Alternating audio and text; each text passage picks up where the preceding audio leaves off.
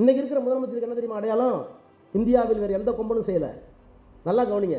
இந்த அமித்ஷாவும் மோடி என்ன பண்ணாங்கன்னா, ஏக இந்தியாங்கிற பேரில் இந்தியாவில் இருக்கிற எல்லா மாநிலத்தில் இருக்கின்ற எல்லா மாநிலத்தில் இருக்கிற மருத்துவக் கல்லூரியிலும் 15% டெல்லி நிரப்பும்னாங்க. தஞ்சாவூர் மெடிக்கல் காலேஜில், எம்எம்சியில், மெட்ராஸ் மெடிக்கல் காலேஜில், எல்லா மெடிக்கல் காலேஜிலும் 15% எடுத்துக்கிட்டான்.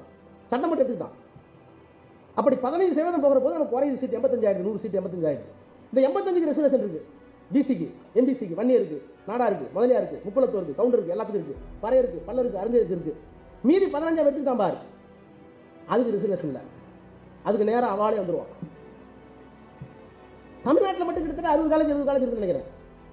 கூட இருக்கும் தனியார் கல்லூரி சேர்த்து. அப்போ இந்தியாவுக்குள்ள எத்தனை கல்லூரிகள் இருக்கும்? இத்தனை கல்லூரியிலையும் 15% லாபகமாக சொல்லாமல் கொள்ளாமல் சட்டம் ஏற்றி தூக்கிட்டு போயிட்டாங்க. சரி பரவாயில்ல, ஏக இந்தியா, இந்தியாவோட ஒற்றுமையாக இருக்க வேண்டும்.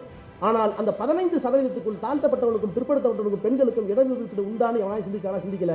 உச்சநீதிமன்றத்திற்கு போய் அந்த 15% தாழ்த்தப்பட்டவனுக்கும் பிற்படுத்தப்பட்டவனுக்கும் பெண்களுக்கும் உண்டு என்று உத்தரவு வாங்கிய ஒரே முதலமைச்சர் இந்தியாவில் வருதான்.